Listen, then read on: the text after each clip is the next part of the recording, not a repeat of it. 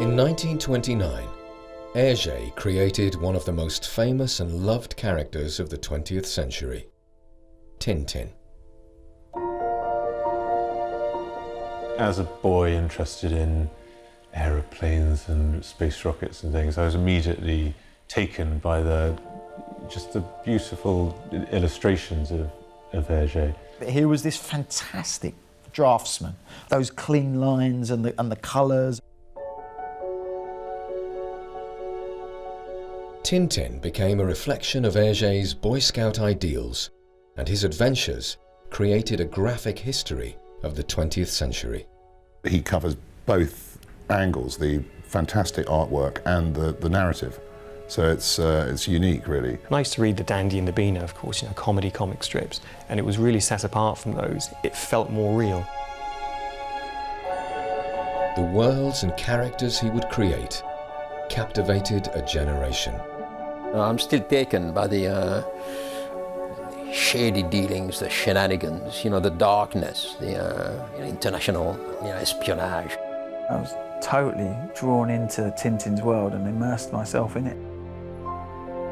It's 221B Baker Street, it's M's office, and he has that quality of creating an entire world.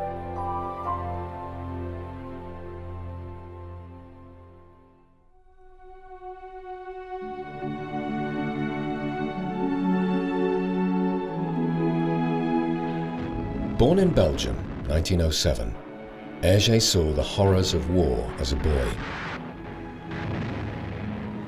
Europe had to be rebuilt from ruin. The continent was crippled by recession, and the rise of fascism was becoming notable. The stench of war was everywhere. That is the background.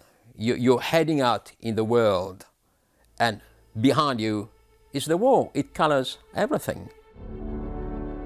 In Belgium, a young Catholic Boy Scout called Georges Remé would draw from these horrific experiences to create Tintin.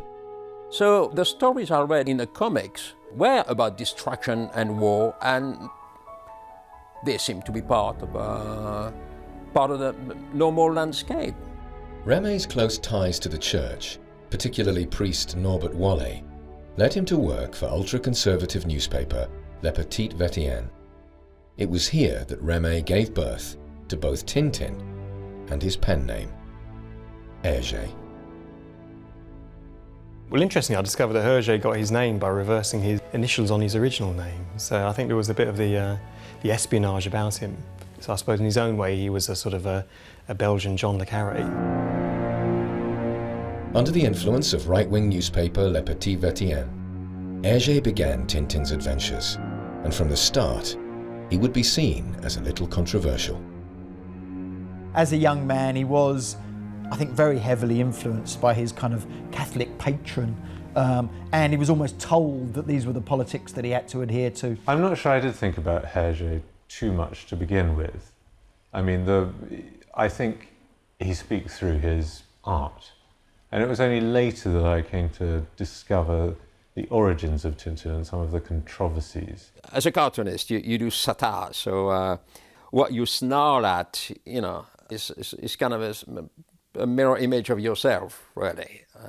If you do a cartoon against the church, for instance, well, it indicates that you may well be an atheist, and political cartoonists, of course, have their hearts on their sleeve. The first adventure, Tintin in the Land of the Soviets, was essentially a piece of propaganda depicting the Soviet Union. Hergé did study as much as he could of the photographs coming out of the Soviet Union at the time, of which there weren't many. People didn't really know what was going on inside the Soviet Union at the time. It's quite a coup for Tintin, the young reporter, to actually get behind there and expose some of what genuinely was going on. So here's Hergé exposing something that genuinely went on in the Soviet Union. So although it's quite clear where the book is coming from, there's also some worthwhile reporting going on in there. What Hergé told us about those conflicts in faraway places kind of simply resonated to some extent with us. We just sensed that the world was a bit complicated.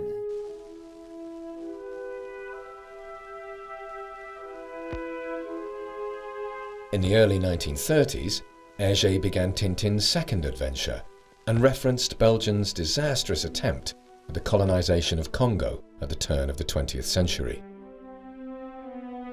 There are those, hence, who've argued that he was a racist in the way that especially African people were depicted in those books. I cannot mount a defence for it. I mean, you read the book and it's just flat out racist. It's actually pretty disgusting, and knowing some of the things that the Belgians got up to in the Congo, quite perhaps of its time, shall we say. I think he is on very dodgy kind of political ground, and you can see that, you know, he's kind of under orders and all of this stuff, and he doesn't really know very much of what he's writing about. He's going very much on received wisdom. Hergé is often criticised now for, you know, being a bit of a, well, proto-fascist almost when he was young, but he was young, you know, and in the early part of the century, the prevalent mentality was still basically Victorian. I don't think there was an awful lot of malice in there, to be honest. And they are such fantastic life-affirming stories in the end that I can't believe that he was a man with hatred in his heart, because I actually think Tintin is full of love and full of humour and full of humanity.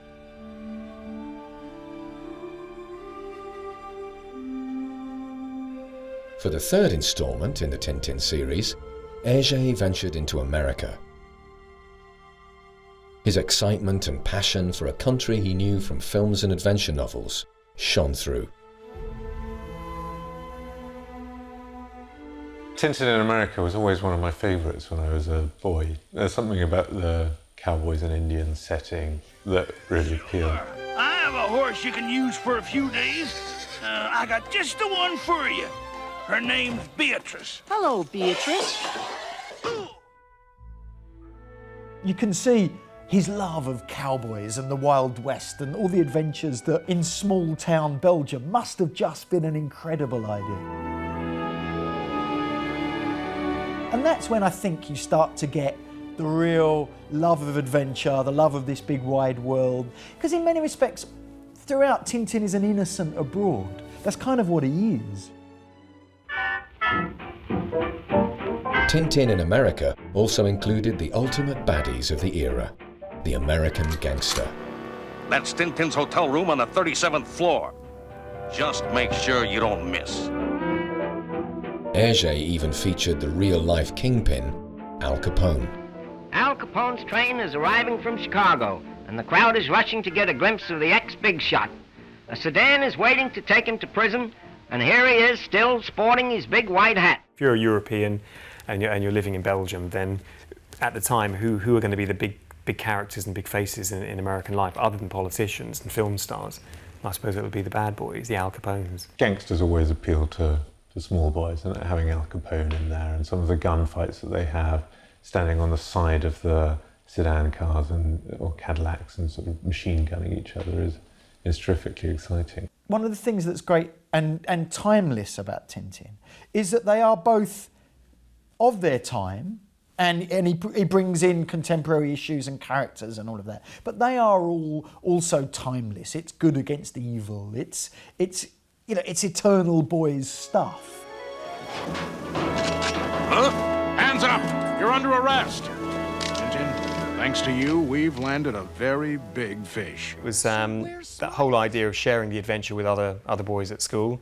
I mean, there's been that big criticism that there are no girls in Tintin's world, and was Hergé a sort of misogynist? I don't think that's the case. I think, you know, if you're writing Boy Scout drama, then girls tend to not feature in that world. These first three adventures showed an obvious progression for Hergé and Tintin. Although they're not his most acclaimed books, they set the format for the future. The early books, Land of the Soviets and Congo and Tintin in America, were not so widely published in Britain, I don't think, in the 60s and 70s when I started reading the books. And they're not really the ones that I was focusing on. It's proto-Tintin. It's still in the making. They don't hold together. They're episodic. Every page you have a new incident. You know, Tintin bumps into a bison, bumps into an Indian. There's no coherence to it. He's finding out his feet, and even graphically, in some of the earlier stories, there's a kind of awkwardness. Facial expressions, for instance, where you can see that Tintin's mouth, I'm sure that gave him trouble. He didn't know what to do with the mouth. You can see the change, and I think it happened in Pharaoh's cigars, actually. The line becomes assured. It's more fluent. Hi, I'm Tintin, reporter. Well, Tintin the reporter, the winds of fate have just blown the story of a lifetime your way. Oh? I, Sophocles Sarcophagus, am about to unearth the lost tomb of the pharaoh Kiosk. After the rather dodgy Tintin in the Congo and the anti-Soviet propaganda of Tintin in the land of the Soviets, you can tell he's moving towards a more humane politics. There's a fabulous bit where Tintin is actually fighting drug smugglers, and you find out what the drugs growers are actually doing to this village. One of the leaders explains in quite a lot of detail about how the villagers are forced to grow opium poppies. It is interesting that Hergé didn't have to do that. It didn't have to explain it in that details, but he did, and there's a certain amount of that sticks in the mind of a 10-year-old, I think. It was difficult to travel, and so Hergé had to carefully research the places he was illustrating. If Hergé didn't go to any of those places, then fair play to him. But of course, if he didn't go to any of those places, the way that he depicted them would be based on photographs, or they'll also be based on kind of stereotypical ideas of how people act and who they are. And his imagination just created those worlds based on whatever information he could garner. If you haven't been there, you would reach into your store of cliches, in effect. Somebody was talking about references to Japanese ancient paintings in the way that he draws the curves of the waves in the sea. And the minute you start thinking like that, you can see that there are those references. And your reader might not be able to be aware of it, but it does register. There is something, that's what great art actually is made of, you know, this little manipulation that you are totally unaware of, but it gets you in.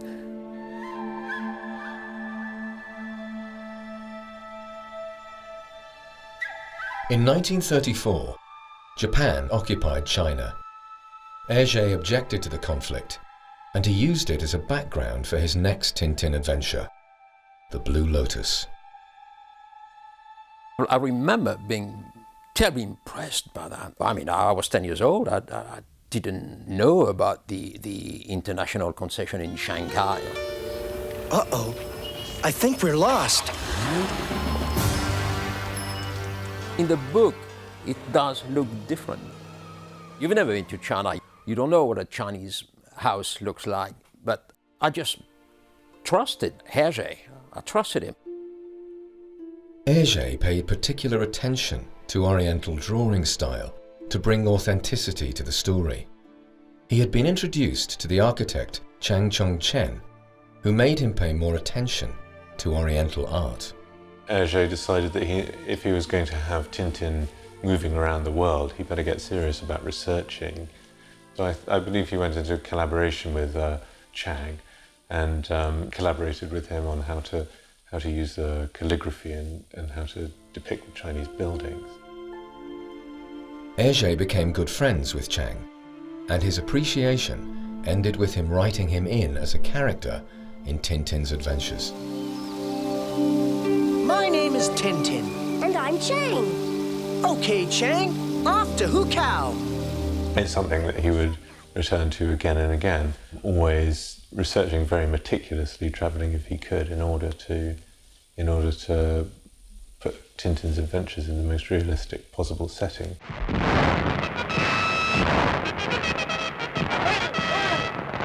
this South American jungle, this green hell, a ghastly struggle is being waged between Bolivia and Paraguay. These are the first pictures of the war. Meanwhile, the second line moves up. Death on its way. The wounded, the dying, everywhere. The living must go on over the top. Hergé had a taste for illustrating conflict and controversy through Tintin's adventures. His next adventure, Tintin and the Broken Ear, was a fictionalized version of the Grand Chaco War that was being fought between Bolivia and Paraguay over oil fields. Oil was everything. And Tintin is already a seasoned international troubleshooter. But I think it's that fear of big business, isn't it? When big business influences big government, then you can go to war on the premise of money, you can go to war on the premise of oil. There's a Tintin story where two countries are set against each other with the promise of oil in another country, and it's not there. And so that whole idea of going to war on a tuppence, just to turn a coin, is very relevant, isn't it?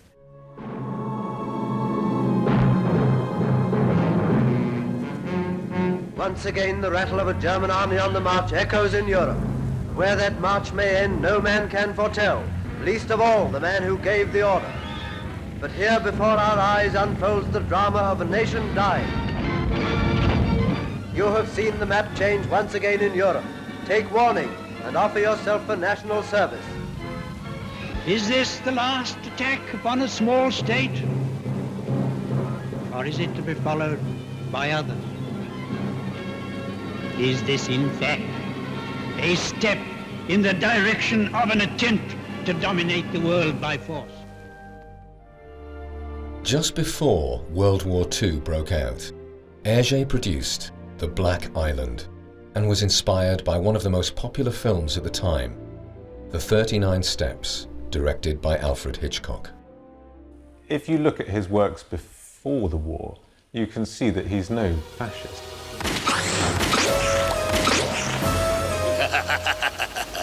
That should keep him inside until the tide finishes him off. There's never a good German character in Tintin. If there's one rule, it's that if there's a German, it's likely to be dastardly. Finally, a village. Maybe we can rent a car here, Snowy. And when he comes to England in the Black Island, it's particularly interesting. England is presented as a very calm and quiet and peaceful country, and I believe there were some objections from the German occupying forces in Belgium at the time that he'd presented England as such a positive and kindly, benign place.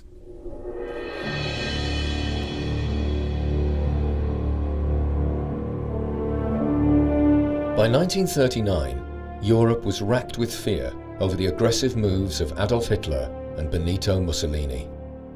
Germany had a strong hold over Belgium since World War I, leaving them vulnerable to invasion.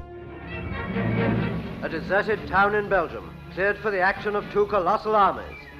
Before the savage onslaught of a mighty enemy, Belgian troops have been relieved by British, after withstanding the most tremendous attack in the history of the world. And along every road that leads south, the refugees are passing in a weary stream that seems to have no beginning and no end. Only with more and still more planes can we drive this foul horror from the skies. During this time, Hergé produced King Ottokar's Scepter, which was a clear response to the Nazi invasions. The tale featured pro-fascist group, the Iron Guards, headed by fictional leader Mustler, which was a blend of the names Hitler and Mussolini. These are very serious charges you make, Mr. Tintin. It's set in the Balkans. You know, the Balkans then as now were a place of huge upheaval and unrest. I will study this further and confer with our security police. Then I will join you with the king. The story was dangerous, and with the promise of war from Germany, it left Hergé vulnerable. Had I written this story, I would not have stayed. So he was lucky. I mean, you have the huge propaganda apparatus of the Nazis looking at every single printed word, and not just what was going to be printed, but what had been printed. I mean, fascists have long memories, they're highly sensitive people,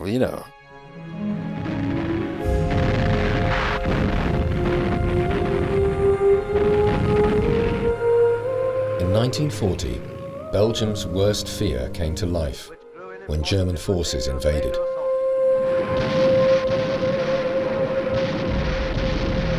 This is the pathway of an invading army. Wreckage on all sides.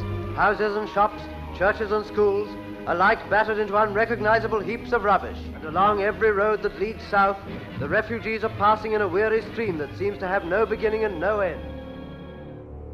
The Nazis shut down the Le Petit Vingtieme newspaper, and so, to keep working, Hergé accepted a job at the popular Le Soir newspaper. But this was now under Nazi control, and Tintin's appearance in such a paper would leave a huge stain on Hergé's reputation. During the occupation he stayed. He could quite easily have left. It's very difficult though, 70 years hence, to make judgments about what people had to do or didn't have to do at a time where there was such an evil group of people who had invaded your country and were running it. Tragedy creeps on towards every home in Belgium like an oncoming tide. These families in feverish haste prepare to leave before the invader, to join the march of refugees while enemy planes threaten from above. A minute will pass, and they will turn their backs upon a home which they will never see again. During the Second World War, of course, there wasn't much of anything. In terms of fuel, food, light entertainment, there was very little you could do. So I'm sure just to keep body and soul together, working and earning, was the right thing to do. In France, I mean, there's quite a number of entertainers, you know, Maurice Chevalier, Charles Trenet. They stayed there.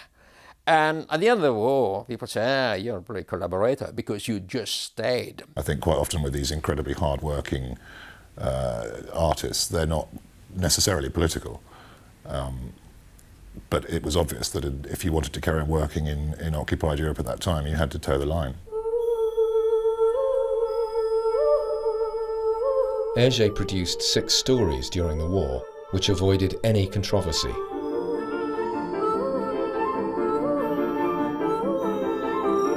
Instead, he offered escapism through the adventures of Tintin.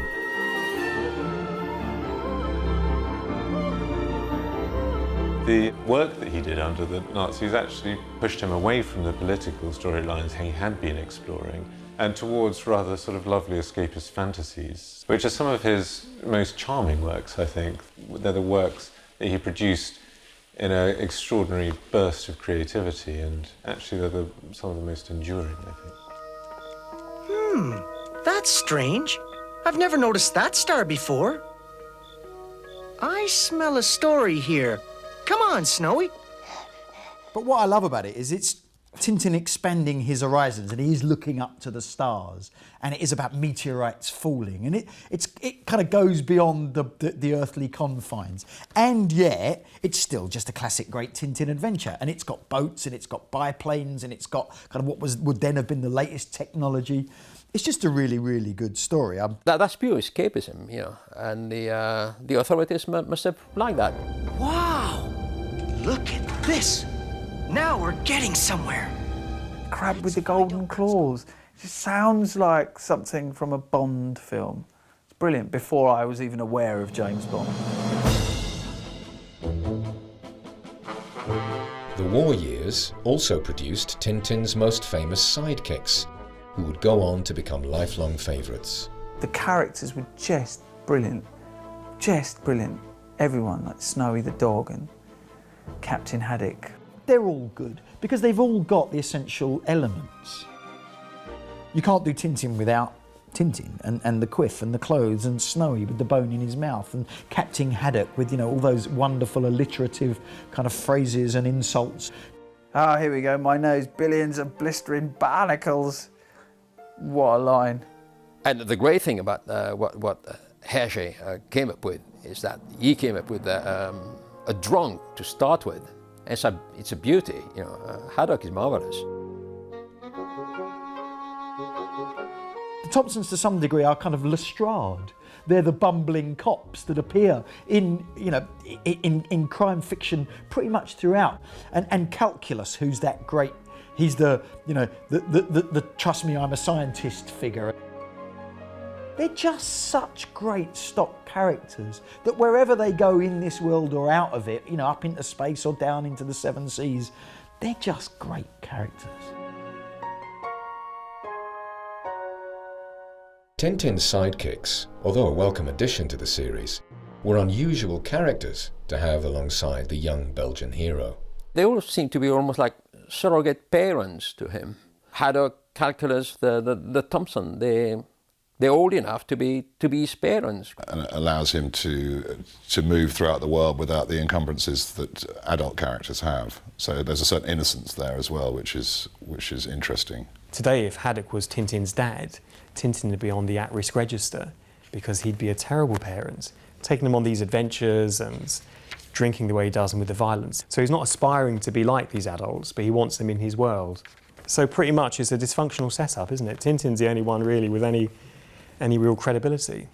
You always get the sense that Tintin is from a little place. He wouldn't work if he were British, which was the kind of dominant power of the time. It works because he's plucky little Tintin from plucky little Belgium, from this small place that doesn't have anybody famous except Tintin. And then again, it could be a metaphor for Belgium. It's a small country, small young country, and it's surrounded by older, more powerful and dangerous countries.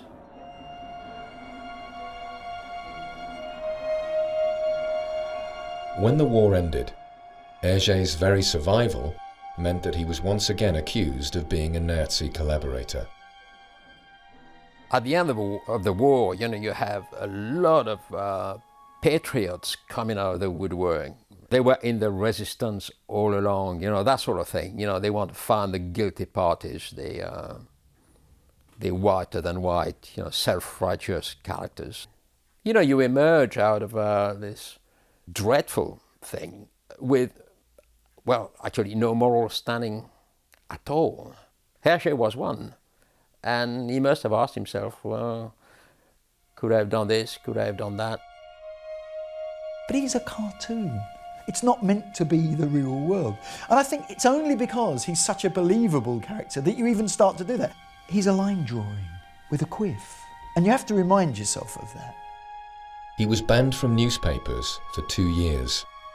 Although the charges were unfounded, the stress pushed him to a nervous breakdown in 1947. Tintin was put on ice.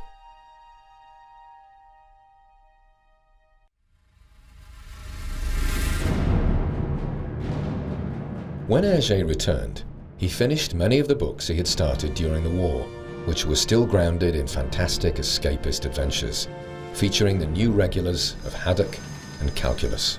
A river! This is our only chance, Snowy! This is probably my favourite of them all, partly because it's one of the ones that kind of acted almost like a travel brochure for me when I was younger. I thought one day I'm going to go to Peru. When I was young, it gave me an interest in the world. It's got that kind of yearning for new lands, and it's got Aztecs and Mayans, and it's got sacrifice, and it's a great adventure, and it's got all the perfect cliffhangers in it, and it's got spitting llamas, and it's got lots of humour, and I think this is one of the most terrific adventures that he has. Again, it's the James Bond thing, the world is my office, and I think the way that he moves around the world as a free agent and mixes in all these cultures, he's always open-minded towards the cultures, and he's never closed off towards them. I think that's a post-Second World War, 20th century lifestyle. So I think he's a moderniser. And it certainly encouraged me to feel that I could move around the world with freedom.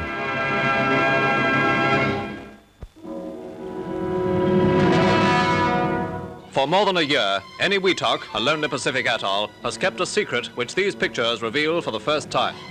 This was Operation Greenhouse, an atomic explosion designed to show the devastating effect of the blast on fighting equipment and all types of buildings. By the 1950s, the Cold War had set in, and the strained American and Soviet relationship put the world on edge.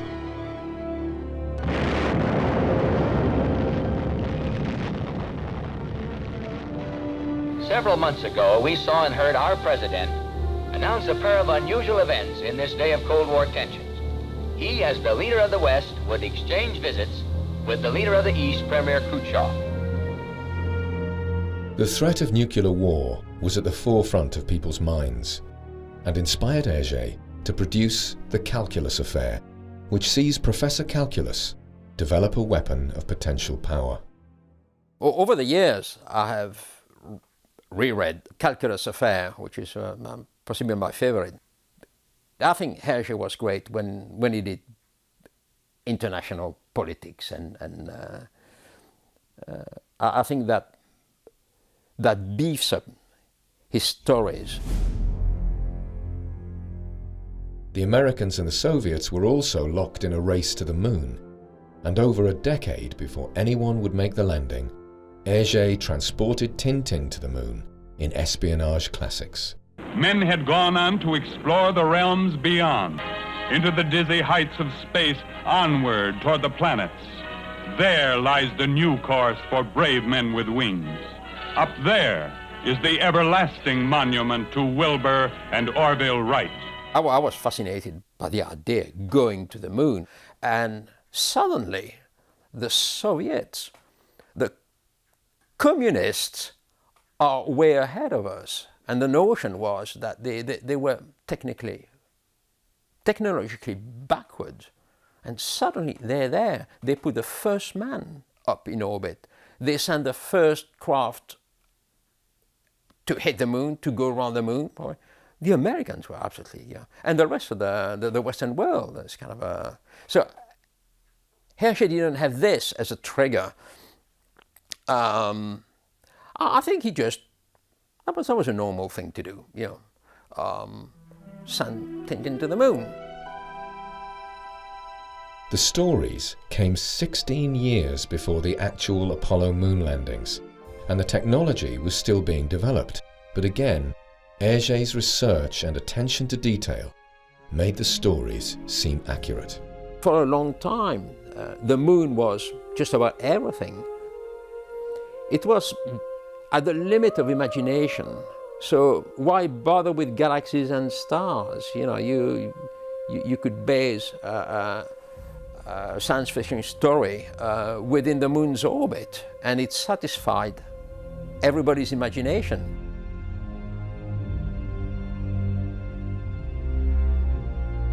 I think there's something about the illustrations in it that just really captured my imagination, and something about the atmosphere of anticipation. It appealed to the childish imagination, I think. I remember seeing the book on the shelves, and they cost money. They were not cheap at all. And I remember seeing these two books and drooling, And it was years before I managed to read them. And the covers were really kind of mind-blowing. This huge, a souped-up German rocket. Yeah, I think he based the rocket on the German V2 rocket, didn't he? And he scrupulously researched it to get as much as he could. Hergé was always scrupulously accurate about the machines that Tintin encountered. It was one of the ways that he must have retained the interest of the boys who were reading the comics. And I think that's the stories that really turned Tintin into an international star, because all young readers could relate to that. All young boys dreamt of going to the moon. Hergé had created a brand in Tintin. His signature on the covers was as famous as Tintin's face. The Adventures of Tintin was selling millions all over the world. Although the success was well received, it meant Hergé had more pressure to mass produce. Through the decades, as Tintin's popularity had grown, Hergé was under pressure to use assistants to help with production. When you're working on your own, which he mostly was, you can become quite obsessed. Hergé became like a brand, in the way Disney became a brand, and most people assumed that Uncle Walt did all of the drawings and all of the animations. But of course, Hergé had a team of people under him working, and when people asked for a credit or their name mentioned on the artwork, he always flatly refused. He wanted it just to be branded Hergé. I think clearly Hergé was a man who would like to have been left alone. All the stuff about collaboration and all of that. I think he was a man who wanted to sit in his room and draw and create these cartoons that he clearly loved so dearly. His first collaboration dated back to King Ottokar's scepter, when he asked Edgar P. Jacobs to to help with the complicated costumes and landscapes. Jacob's graphic work was very, very striking. The archetype of the clear line technique with a great sense of colors, especially earth colors, color schemes, you know, that wash through series of pages. By the 1950s, Tintin was a recognized brand, and Hergé had spawned a team of artists to help produce Tintin. The art of the drawings had developed even more, making the illustrations near perfect. The technical side of the drawing became even more perfect. I mean, tanks were an actual model of tank. I don't think he needed to. I mean, he had a perfectly a marvelous technique. Yeah, that's even his latest stories. They look wonderful, but I think he just kind of he became more involved in editing and possibly in running the business. By the late 1950s, Hergé fell in love with Fanny Vlamink, an assistant at his studios. He had been married since 1932 and wrestled with the idea of divorce. During this time, he repeatedly had nightmares that he said showed the beauty and cruelty of white. He eventually divorced his wife, and this difficult period and the nightmares he suffered inspired Tintin in Tibet. Tintin!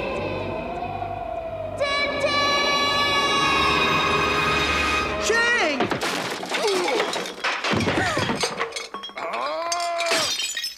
Thundering typhoons, Tintin. I just had the most awful dream. It was about my friend Chang. He'd been in a plane crash and was calling out to me for help. We find Tintin in complete anguish because he's had a dream that his old friend Chang from the Blue Lotus is dead. And so he travels out to Tibet and sets out to find him. 2 decades had passed since Hergé had made contact with his friend Chang, but life would eventually imitate art as the two were reunited in 1981. Who's there? Chang! Chang, you're safe! Tintin, I knew you would come. Tintin in Tibet, I think, is interesting, and he talks about that being his own nightmares, being a land of white, and recreating that in Tintin in Tibet. There you have the start of the book, and the colours are European, and they're the classic colours of Tintin. And so you don't have to read a single word, you know where you are and you know who it is. But then later in the book, when he gets, to Tibet or Nepal, look at the difference. It's an icy world, it's a scary one, it's a dangerous world. The blue hints at danger. So within that kind of haunting white snowscape of the Himalayas, we have Tintin wandering around in some emotional distress. I believe that Hergé wrote it at a time when he had just divorced his wife and was in quite a bleak place himself. And it's interesting how that is reflected in the text itself. There's a real dignity as well to the way that the local characters are portrayed in this, I think. Here's Tintin with a local Tibetan guy, and they're kind of equals, they're similar. It's kind of showing the fact that, Tintin is like similar people like him in another part of the world. That's a massive change from the early ones in the Congo. It's almost as if Hergé is kind of trying to perhaps make up for the sins of his youth or the perceived sins of racism. That kind of shows the journey that Hergé makes, I think, as a person and as an artist. 3,000 screaming teenagers are at New York's Kennedy Airport to greet, you guessed it, the Beatles. This rock and roll group has taken over as the kingpins of musical appreciation among the younger ilk. Some of the fences hold, others do not. A minor miracle is mounted by the fact that there are no injuries spread among the near hysterical crowd. This truly is a social document for our time. Oh Lord, please don't let me be misunderstood. By the 1960s, the world had changed. Pop culture and rock and roll would contest the world of comic books. Hergé's audience had evolved once more. Young people whose main concern were the length of their hair and the guitar and scoring with the girls became more and more difficult to attract their attention. Art and literature was also in a state of transformation, and the graphic novel was not immune to change. Hergé knew that there would be an end to it. You couldn't keep that young chap in his blue sweater and plus fours just going around the world. Hergé was slowing down, with his books being released less frequently. Tintin's last 3 adventures were released over 13 years. You find quite an interesting progression as we go through the books. You know, the first are written in the 30s, the later ones are written sort of in the 60s and 70s. But it's interesting now to come back to the books with that knowledge, and there's another level on which you can read them, I think, by looking at them through Hergé's own internal struggle and his own politics and how that changed over time. Hergé was known for changing his stance on certain beliefs, which he showed through the eyes of Tintin. With 22 adventures produced, Hergé's journey as an author can be mapped. He has been questioned about his politics. I think he's quite honest about it, about changing his mind in certain periods of history. You know, you have to be open to change your opinions, and it would be hard to comment in such a broad sweep about such many countries as he did in changing times without being wrong-footed by history a few times. Especially the 20th century, which was the most murderous century ever. I suppose when, you know, the Germans took over the paper he was writing the comic strip for, people saw him as a collaborator, when in fact he was again just fitting into the circumstance. So, you know, Catholicism to start with, sort of the Nazis that followed next, you know, and then later on his sort of views kind of changed from sort of right to left. Because I think to say he was easily influenced makes him sound as if he was weak-minded, so, which he isn't. He's clearly strong-minded. But assimilating other people's views and trying on other people's shoes effectively maybe gave him a different perspective. Georges Remy, the artist best known as Hergé, died in March 1983. He had reflected a turbulent 20th century through the creation of Tintin. His early political misconceptions had been overcome, and he was awarded honours at home in Belgium and abroad. Whether or not there are all these dramatic themes that people have drawn out in the work later, and the art and the intensity of the research, it's gateway literature, and that's one of his real strengths. There's quite a number of artists on the continent who still use the clear line technique to do their stories. So they are the children of Hergé. So Hergé's influence is still very strong, and is part of this artistic continuum. There's always been a degree in which kind of Tintin has sort of been on my shoulder. When I first rocked up in South America, I couldn't but think of Tintin with the picaros, or the first time I went to the Himalayas, and all that stuff. Tintin was just with me all along the ride. Hergé's legacy lives on in the adventures of Tintin. The characters appear in film and figurines, but the books will always stay the same.